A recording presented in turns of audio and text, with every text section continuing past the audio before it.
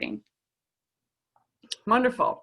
So again, my name is Samantha Searls, and I work for a nonprofit organization called the Intercommunity Justice and Peace Center.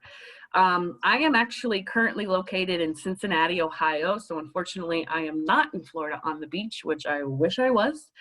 But my nonprofit organization has been around for 31 years. We were founded in 1985 by 5 communities of religious women. Basically, one summer, a bunch of nuns were sitting around a pool complaining about the fact that they had limited resources, so they decided to work together. That's where the word intercommunity comes from. And you know, do more work to create a more just and peaceful world. And so my organization mainly serves the greater Cincinnati area, which is in Southwest Ohio, right along where Ohio meets Kentucky. But because everything is virtual right now, I get to zoom in to organizations from all around the country. So the mission of my nonprofit organization is to educate and advocate for peace, challenge unjust systems, and promote the creation of a nonviolent society. So you can go ahead and call us hippies. We're the peace and justice people.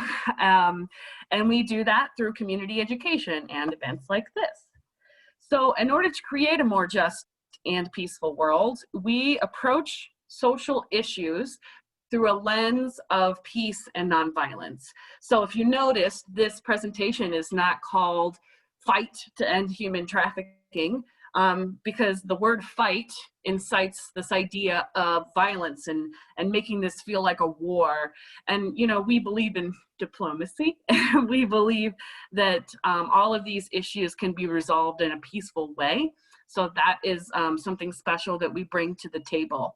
Right now, our organization is focused on 3 separate programs. One of them is human trafficking, which is why I'm here tonight. We have another program on immigration. So we do a lot of education about what the immigration system looks like and how it affects everyday people. And then I'm not sure about Florida, but in the state of Ohio, we still have the death penalty. So we do a lot of education about what that system looks like and how it affects people. So for human trafficking, my goal really is to talk about what human trafficking actually looks like and how it actually happens. It's one of those issues that you know, Hollywood loves to make movies about and TV shows love to have episodes about, because it's so horrible that it makes good TV. And the problem with that is there are some misconceptions, as we just saw in our activity, that paint human trafficking to be a different issue than it is. It is still horrible, it is still appalling, but it's important to kind of understand how all of these things work together. So my goal is to bring visibility to the issue by educating young people like yourselves. I like to educate elected officials, since they make the laws that affect this. And just the general public about the realities and needs of people who are trafficked in order to create some big systemic change and end this once and for all. So I'm about to go into the definition of human trafficking, but I just want to give a content warning for the rest of our time together. So like I said before, human trafficking is horrible, and I do not plan to show you any graphic pictures, but I will acknowledge that some of the language I use and maybe some of the imagery might bring up memories within yourself of times that you were harmed. And so I want to make sure that you take care of yourself if you're not feeling well. You know, if you're just disturbed or you just need a break, feel free to just get up and stretch or mute my voice just to take a break and take care of yourself, because it's just really important when we talk about these heavy things that we, you know, take a sense of what's happening in our bodies and we're healthy. So this is the federal definition of human trafficking. It is in a law called the Trafficking Victims Protections Act, which was passed about 21 years ago, and it defines what trafficking is. And that's really important because as I try to address some of these false ideas of what trafficking is, it's really helpful for me to have this definition. So I'm not going to read it to you, but I want to point out that I divided the definition into 3 parts. And in order for a situation to be human trafficking, you have to have all 3 parts of the definition. The first part of the definition is the act of trafficking. What is actually happening? What's the action? And so trafficking is not just selling somebody for sexual services. It can be someone who is recruiting people into trafficking and manipulating them. It can be someone who is forcibly taking somebody, which is really rare, but it does happen. It could be the person who's driving the car. It could be the person that owns the house. So all of those people are involved in an act of trafficking. So if there was ever a legal case, they could all be called human traffickers. So in order for trafficking to happen, there needs to be an act. The second thing that needs to happen is a means of control. The person who's being harmed has to be being manipulated or controlled in some way. So the 3 ways that the definition lays out is force, fraud, and coercion. So force is exactly what we think of when we think of human trafficking, someone being physically forced to do something. Fraud, using lies and deception to get someone to do something. And coercion, which you persuade them to really believe that they're doing it on their own free will, but they're actually being manipulated. And if you recall back in the activity we just did, one of the first questions was involving physical violence. Fraud and coercion are way more common in human trafficking as methods of control. It is very rare for someone to be physically assaulted or physically restrained in human trafficking, but again, that's the narrative that we've learned through media and all that. The one caveat I want to make in here is there is a special exception for children. And special exception for children specifically who are sex trafficked. So if someone is sex trafficked and they're age 17 or younger, you don't actually have to prove that they were forced to do it.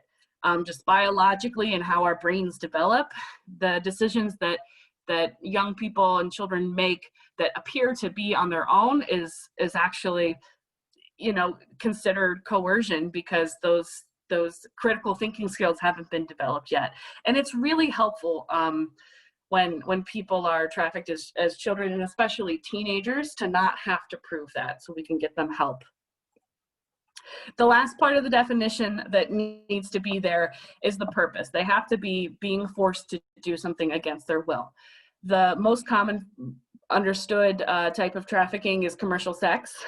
So that can mean lots of different things. There's also involuntary servitude, just basically being a servant to somebody else, taking care of their kids, cleaning the house, running errands.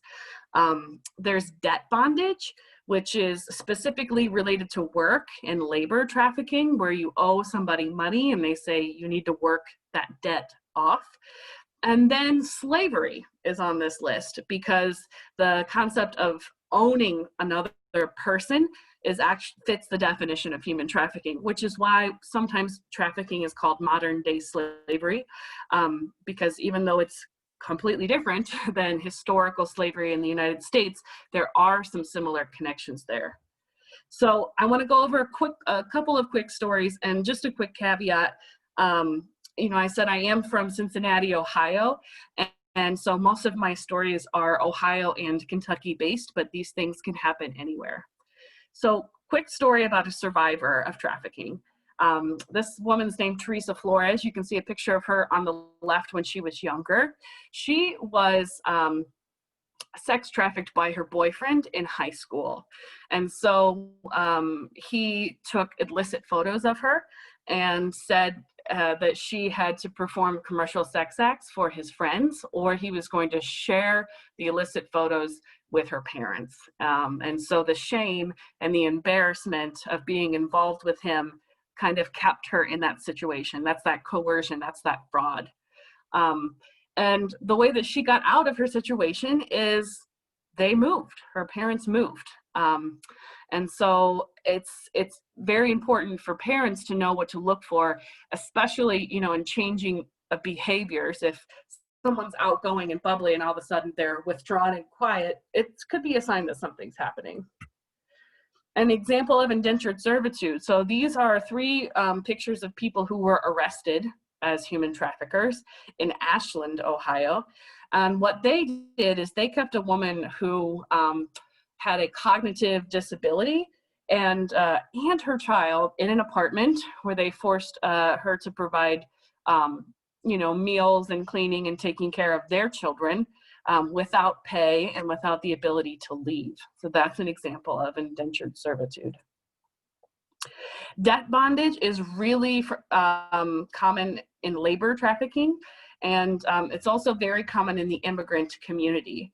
So the way our immigration system is set up, a lot of employment visas are tied to the employer. So you have to keep that job in order to keep that visa. And a lot of employers take advantage of that and force their workers to work late nights. They don't pay them. They force them to live in horrible conditions. Well, this is the story of Harold, who's actually from Cincinnati, originally from India, but was trafficked in Cincinnati in the back of a restaurant for over a year, where he was not paid for his labor. He actually, pardon me, came to the United States under false pretenses, thinking he was going to get a job in the field in which he studied back in India, but instead was met at a trafficker at our local airport and convinced that his job wasn't ready yet and that he needed to work at this restaurant before it was ready. The final story I want to tell you is slavery. Slavery still happens in the United States, and slavery still happens around the world. It may look different, but it still happens. The African country of Mauritania, it's in West Africa, was the last country in the world to outlaw slavery in the 1980s. And so there are systems of oppression still happening in Mauritania, which put lighter-skinned people of Arab descent at the top of the power chain, and the darker-skinned Muslim Africans in the lower class. And so that lower class is actually subjected to slavery in that country. So it still happens to this day. So just to summarize everything I just covered, it was a lot of information. There's three parts to the definition, right? The act, the means of control, and the purpose. So this is a summary. It's a simple definition. It's not federal, it's my words. So human trafficking is holding, recruiting, or moving people through the use of force, fraud, or coercion to make them work or use their bodies against their will. So that definition has all three parts. The act of trafficking, holding, moving, or recruiting people, the means of control, force, fraud, and coercion, and the purpose, to make them work or use their bodies against their will. I want to pause now to see if anybody has any questions about the definition, and then we're going to jump into situations that might seem like trafficking but actually aren't. Anybody have any questions, either in the chat box or you can unmute? I'll monitor the chat box for us. Right now, we don't have anything in the chat. All right, I'm gonna push forward. It's a lot of information, so it might take a minute to sink in. So now I want to talk about situations that might seem like trafficking but aren't, according to the definition. So people who go missing, or children who are reported as kidnapped, or children who run away, teenagers specifically is the category people talk about. Just because they are missing does not mean that they're being trafficked. Traffickers look for vulnerable people, and people who are missing or they're forcibly taken or they run away are vulnerable in that situation because they don't have a home, right? But that doesn't mean that someone forcibly took them and are forcing them to provide commercial sexual services or labor. Because you need to have all three parts of that definition. There has to be a trafficker. So in some of these situations, like kidnapping, there's definitely, a bad actor. So you could say the kidnapper is a trafficker. There needs to be a means of control. So if someone's kidnapped, they're obviously controlled. But then there's the purpose. Are they being forced to work or provide sexual services? And that's the thing we don't know.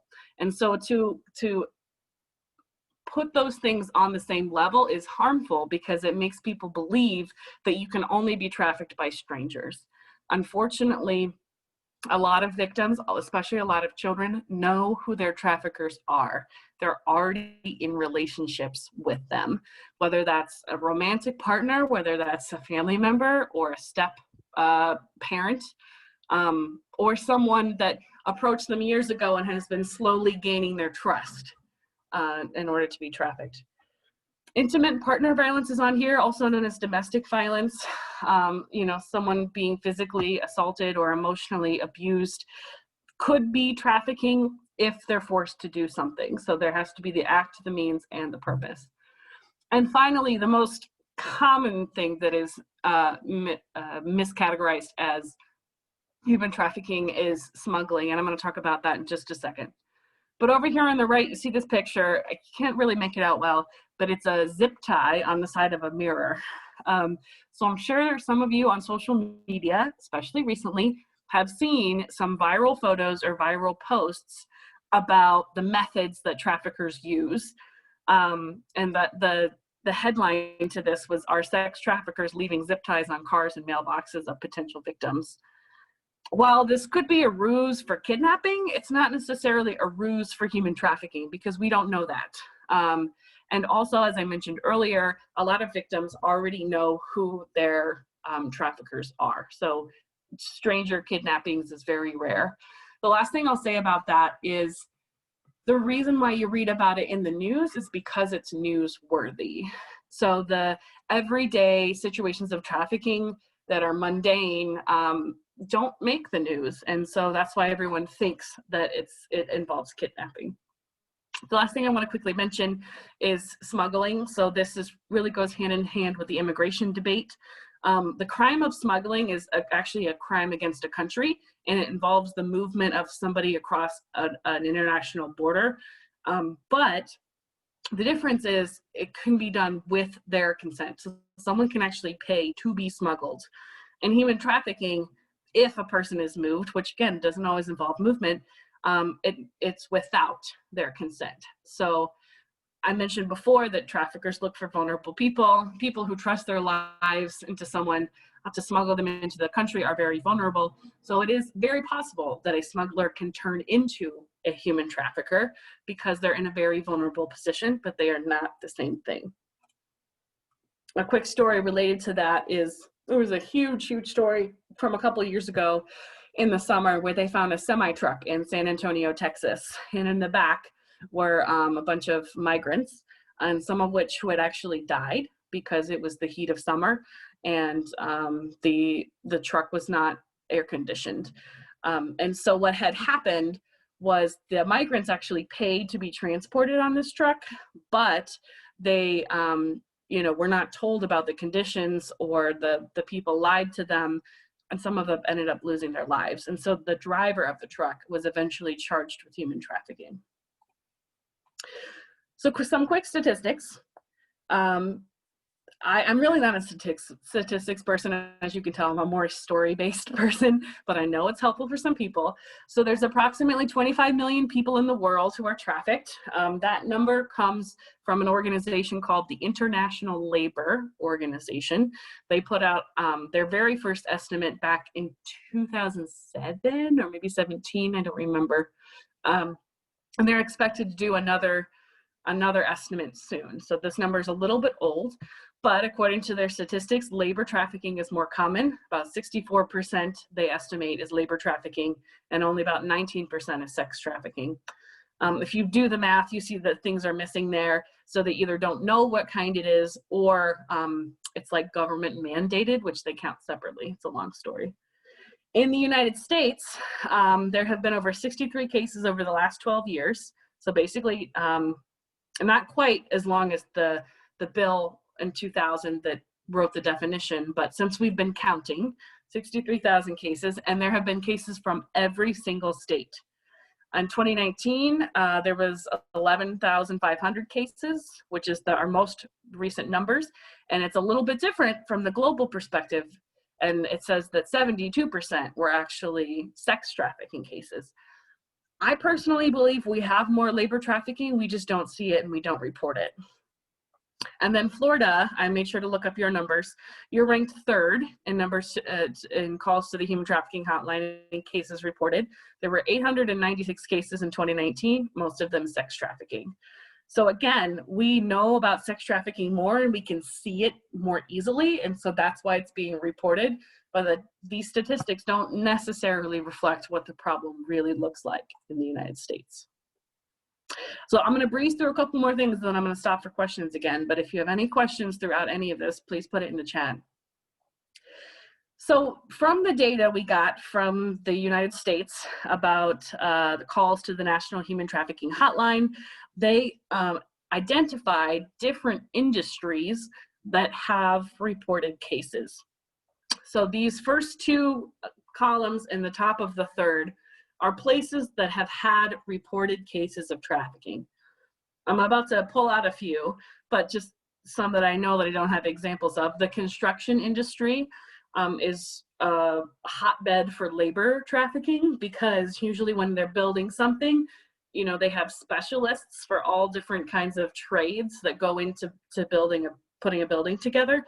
And those contracts, you know, are through really small companies. And so the smaller the company and the bigger the project, the less accountability there is to make sure all the workers who are working are protected from labor trafficking. Same with landscaping. Restaurants, I mentioned that example earlier, but yeah, let's dive into this a little bit. But before I do want to mention the two that are in the corner: child soldiers and forced marriage. These are two industries or areas that there needs to be more research. Forced marriage, they're trying to separate the instance of like forced marriage versus arranged marriage to be respectful of different cultures. So the International Labor Organization actually has a number that includes forced marriage, but I choose not to use it because there needs to be more research.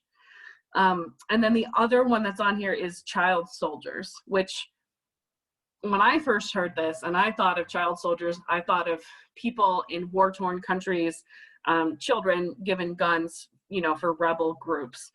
And there has been some interesting research and some interesting conversations about how gang membership and recruitment in the United States mirrors how soldiers are, child soldiers are recruited in other countries. So it's like super fascinating and new for our society to think of gang members in that way, especially those who are teenagers. So more examples, more stories. This man was arrested in Bowling Green. Yes. Can I ask a quick question about the previous slide? I'm sorry. No, it's good. Yes. I want to understand what you're saying about escort services. I know that are you speaking of an instance where someone is being forced to be an escort? Because I know that like escorting services is an actual business. Yes. So all of these industries, most of them are legitimate and they're legal, right? So like forestry and logging and healthcare, those are heavily regulated, heavily, you know, legitimate industries, but trafficking still happens there. So this list, I am talking about people who do not choose to be escorts and are forced to. Thank you for your question. No, thank you. All right, more stories. So this is an example of a traveling sales crew. So when I hear traveling sales crew, I think of the 50s and I think of guys in suits coming to your door trying to sell you an iron or like something silly like that. Well, people still go door to door selling things. And this man was arrested in Kentucky for bringing children from Indiana. All of our states are really close together. Bringing people from Indiana and forced children to go door to door to sell candy. So that is an example of labor trafficking. So I do want to pause here, and I have a question for everyone, so get to your keyboards. Why does this happen? Why do you think it exists? I mean, it's very clearly wrong. It's very clearly wrong to force someone to do something that they don't want to do. So why do you think it exists? We have immoral people. Mm-hmm. People are just evil and manipulative. Why does it exist? You can also unmute if you don't want to use your chat. I'm going to add control issues, the desire to control. We have people are predatory. Yep, predatory. They prey on Yes, innocent sorry. people. Yeah. That's Any all. other thoughts? That's all we have in the chat for now. That's all right. You all answered some of the ones that I have on my slide. So trafficking exists for lots of reasons. It exists because people are greedy. It exists because people want power over others. It exists because of control. It exists because of lust.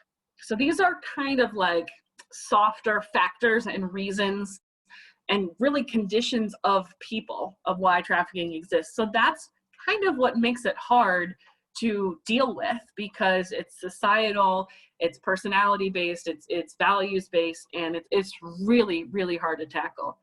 On the other hand, as you can see, the picture on the slide is money. So I believe if you boil it down, human trafficking is about money. It's about making money, and it's about saving money. You know, making money in terms of selling sexual services and getting someone else to do it that you don't have to pay. Labor trafficking, you know, having someone work or make a product for little to no pay saves me money as the businessman in the end.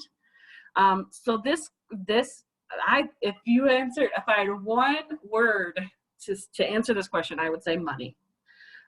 There's a high demand for cheap things. There's an invisibility and availability of this crime. So the victims are pretty much invisible unless you know what you're looking for. You don't know who mined all the minerals in my cell phone. I don't know that, but they could have been labor trafficked. And then availability really just speaks to, there's a plethora of people who are vulnerable that are easy to manipulate and easy to traffic. So that's my answer to the question. I mentioned money. It is a $150 billion industry around the world. And it's actually listed as the second biggest industry. This actually might have changed now that I think about it. The biggest industry, the biggest moneymaker in the world is drug trafficking. And the second biggest is human trafficking. And even though labor trafficking is more common in the world, sex trafficking makes more money. So I mentioned this word vulnerability over and over again. I don't really like risk factors. I don't really like red flags, because unfortunately there's not a checklist, and unfortunately there's not a typical victim. And so basically traffickers look for people who need help, who need shelter, who need money, who need love and affection. So they prey on people who are homeless or who are living in poverty, people who don't have jobs, people affected by natural disasters, like they just lost everything. And so someone wants to come into their lives to provide those things for them, but with an ulterior motive. Also on here is addiction. This is a huge problem where I'm at. Traffickers look at people who have drug addictions and either say, if you do this, I can help get you more substances, and they use that to control the person, or the person is controlled by their issue so much that they harm others so that they can have the money to feed their addiction. So that's definitely a way that people are controlled. And then on the right-hand side really just talks about some of those softer factors. If someone's from an abusive family life or it doesn't have any good examples of healthy relationships, they're likely to be manipulated, as well as low self-esteem. Quick story about some immigrants who are trafficked in the United States, and then I do want to wrap this up so we can have a discussion and ask questions. Some teenagers from Guatemala were trafficked into the United States to be labor trafficked at an egg farm in the middle of nowhere in the middle of Ohio. So there was no way people could see it. There was a long, long investigation, but the traffickers were convincing families who were poor in Guatemala to send their kids to America so they can get jobs and send money back. And it's a really, really horrible story. If you just Google Egg Farm, Ohio, and Frontline, there was a documentary about it. So things to look for. Again, there's not a checklist because it looks so different and can happen in so many places. The biggest one I want to highlight is restricted communication. If someone can't talk to you freely, if they're looking over your shoulder, if someone is speaking for them, that's a sign that something is going on. It might not be human trafficking, but it's a sign that something is wrong. If you notice that the same person is just working long hours and not taking breaks, or the conditions in the restaurant you're in just don't seem safe, that could be a sign that there's labor trafficking. I mentioned change in behavior earlier. And then also if you ask for like an ID and they don't have it, that could also be a sign of trafficking. This story, I'm not going to go into the story, but the story is about a woman who was brought to the campus of Indiana University and forced to take care of children of a student there, a graduate student. And she showed lots of signs and walked around campus and everybody knew her, but she was actually being forced to be there. So if you see trafficking, you should say something. Or if you see something fishy and you don't really know if it is trafficking, it's helpful to just share those details, even if you don't have the complete picture. So the National Human Trafficking Hotline is 888-3737-888. I realize I did not update the slide. Cincinnati's number's on there. I'm sure there's a local number where you are, but there's also a texting option and a chat option for people. So you don't have to be the one in trouble, but if you know someone in trouble, there are trained advocates who know what to do. Other things that survivors need, they need healthcare, they need mental health care, they need addiction care, housing, employment, because it's likely that the trafficker provided those things for them. Sorry, I'm speeding here a little bit. One interesting story, so the reason I have this story up here is because it really illustrates the fact that we need to do a better job of explaining what human trafficking is and is not. So many of you might have heard of Cyntoia Brown. Kim Kardashian really got on her case a couple of years ago. So Cyntoia was a victim of child sex trafficking. So as a teenager, she was forced into prostitution. But she didn't think she was forced. She thought she was just promiscuous, and that's how it was. But according to the federal definition of human trafficking, if you are 17 or under and you're involved in those things, you are a victim of human trafficking. And so she realized that after a few years in jail, she ended up committing a crime when she was being trafficked, and the crime was to try to get her out of her trafficking situation. But that was never considered in her legal case. And so thanks to some help of some celebrities, they got national attention and got the attention of the governor. And so she was freed. Similar story with Alexis Martin, who's a survivor in Ohio that was freed last summer. Things you can do. Join your local coalition and get involved. I did some light research. I don't know much about them, but I do believe the coalition in your area is called the Big Bend Coalition Against Human Trafficking in the Tallahassee area.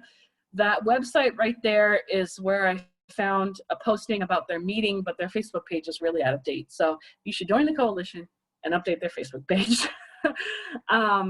Always volunteer at different agencies, and you can do donation drives for different shelters. Sometimes there are shelters specific to human trafficking. You can know where your products come from. There's this really great app called Boycott, and the icon's right there. It's available in both Android and iPhone, and it scans the labels of different products to tell you if it was made with forced labor or not.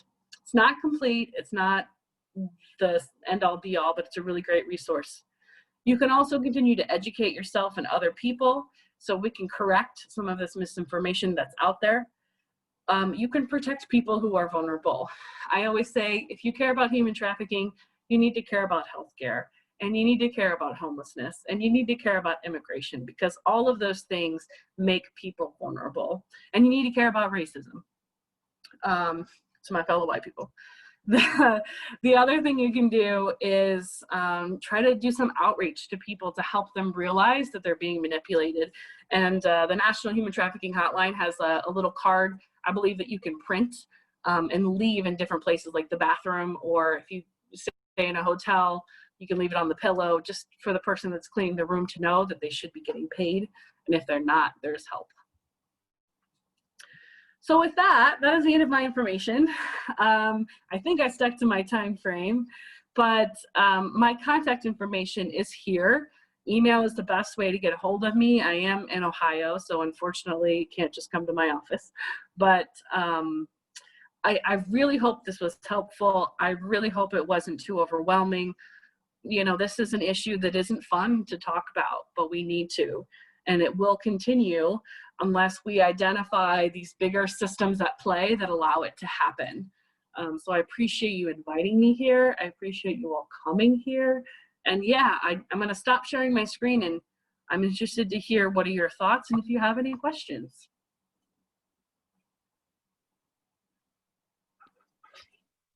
So I'll read what we have in the chat. We don't have anything just yet.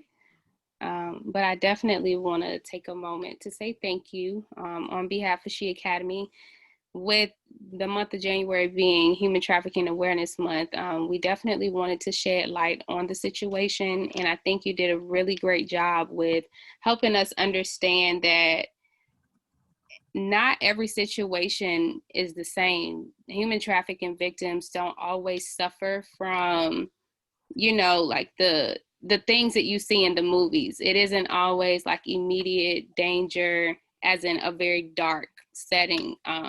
Just like you mentioned with the young lady who was forced to watch kids for the college students on campus. Like she's walking around every day, probably laughing and smiling and just feeling normal and appeared to be normal to most people. But when you think of human trafficking, you see what's exposed through the movies, if you have that lack of knowledge. And I think you did an amazing job. I'm going to go ahead and read some of our comments. We have your email in the chat. Ms. Bree wanted a copy of it. Lisa, she says she doesn't have any questions, but this was very informative and eye-opening. Thank you for sharing. Twitter, okay, promise. She doesn't have any questions, but she definitely wants to send you a thank you. And we have lots of thank yous from Quelo and Emmy. Shaq, he doesn't have any questions, but this was an eye-opener. Thank you so much. Thank you. Thank you, thank you, thank you. I think we all agree and second that notion on this being an amazing and very informative presentation. And we can't say thank you enough. I think you gave us more than we expected. So it kind of limits us to just gratitude, sincerely. So again, I'll go ahead and I will stop this recording. Let me go ahead and